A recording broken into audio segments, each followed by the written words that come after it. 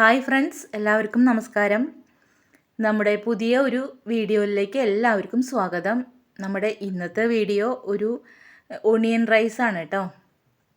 അപ്പോൾ അതെങ്ങനെ തയ്യാറാക്കുക നമുക്ക് നോക്കാം. അതിന് വേണ്ടിയിട്ട് ഞാനൊരു പാൻ അടുപ്പത്ത് വെച്ചു. ഈ പാൻ ഒന്ന് ചൂടായിട്ട് വരട്ടെ. ഇനി ഞാനിതിലേക്ക് 1 ടീസ്പൂണ് നെയ്യ് ഒഴിച്ചു കൊടുക്കുകയാണ് കേട്ടോ. ഈ നെയ്യൊന്ന് മെൽറ്റായിട്ട് വരുമ്പോൾ ഞാനതിലേക്ക് ഒരു 3 ഗ്രാമ്പൂ, 2 ഏലക്കായ, ഒരു കഷ്ണം പട്ട അതിങ്ങനെ പൊട്ടിച്ചിട്ട് കൊടുത്തതാണ്. അതും കൂടി ഇട്ട് കൊടുത്തിട്ട് നന്നായിട്ടൊന്ന് വഴറ്റി കൊടുക്കുക.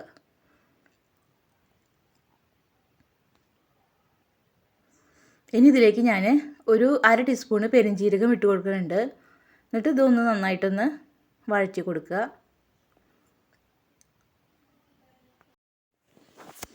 അതിനുശേഷം ഞാനിതാ ഒരു സബോള ഇതുപോലെ നീളത്തിൽ കട്ട് ചെയ്തതാണ്, അതും കൂടി ഇട്ട് കൊടുക്കുന്നുണ്ട് കേട്ടോ.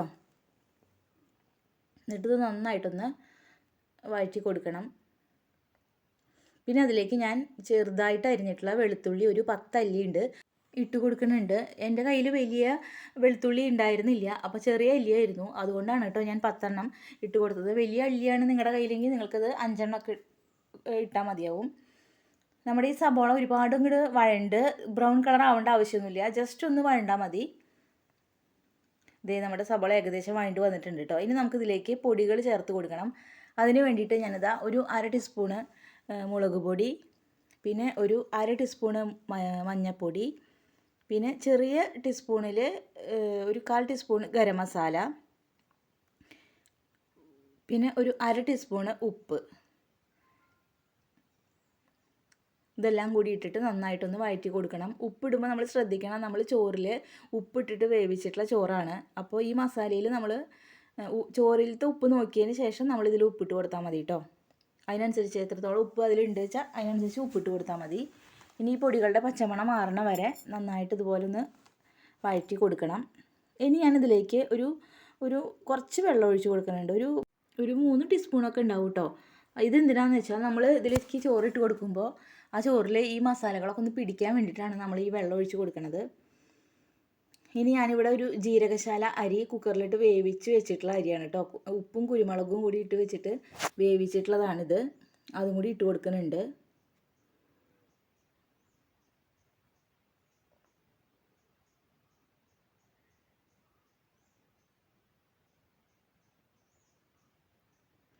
ഇനി നമ്മുടെ ഈ മസാലയൊക്കെ ഈ ചോറിൽ പിടിക്കത്തക്ക വണ്ണം നമ്മൾ നന്നായിട്ട് ഇതൊന്ന് ഇളക്കി കൊടുക്കണം.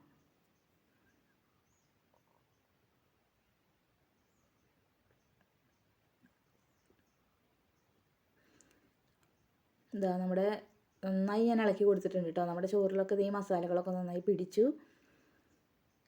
ഇനി നമുക്കിതിലേക്ക് ഞാനൊരു ചെറുതാക്കി അരിഞ്ഞിട്ടുള്ള കുറച്ച് മല്ലിയിലയും കൂടി ഇട്ട് കൊടുക്കുന്നുണ്ട് കേട്ടോ. മല്ലിയിലയുടെ ആ ഒരു മണം ഇഷ്ടമില്ലെങ്കിൽ ഇത് ഒഴിവാക്കാം കേട്ടോ, നിർബന്ധമില്ല. ഞാൻ ഇട്ട് കൊടുക്കുന്നുണ്ട് മാത്രം. വേണമെങ്കിൽ നിങ്ങൾക്ക് ഇതിലേക്ക് മുട്ട ചിക്കി വറുത്തിട്ട് ഇട്ട് കൊടുക്കണമെങ്കിൽ ഇട്ട് കൊടുക്കാം. അതൊക്കെ വേണമെങ്കിൽ ചെയ്യാം. ഞാനിപ്പോൾ ഇതൊന്നും ചെയ്യുന്നില്ല. ഈ മല്ലിയില ഇട്ട് കൊടുത്തിട്ട് ഞാൻ വാങ്ങുകയാണ് കേട്ടോ ചെയ്യണേ. ഇതേ കണ്ടില്ലേ, നമ്മുടെ ഓണിയൻ റൈസ് ഇവിടെ റെഡി ആയിട്ടുണ്ട്. കുട്ടികൾക്കൊക്കെ ഭയങ്കര ഇഷ്ടമാവുന്ന ഒരു റൈസാണ് കേട്ടോ. എല്ലാവരും ഇതൊന്ന് ട്രൈ ചെയ്ത് നോക്കൂ. ട്രൈ ചെയ്ത് നോക്കിയിട്ട് നിങ്ങൾക്ക് ഇഷ്ടമാവുകയാണെങ്കിൽ നിങ്ങൾ എൻ്റെ ചാനലൊന്ന് സബ്സ്ക്രൈബ് ചെയ്യൂ. സബ്സ്ക്രൈബ് ചെയ്യുമ്പോൾ തൊട്ടടുത്തൊരു ബെല്ലൈക്കൺ ഉണ്ട്, അതും കൂടി ഒന്ന് ക്ലിക്ക് ചെയ്യാൻ മറക്കരുത് കേട്ടോ. പിന്നെ നിങ്ങളുടെ ഫ്രണ്ട്സിനൊക്കെ ഷെയർ ചെയ്ത് കൊടുക്കാനും മറക്കരുത്. താങ്ക്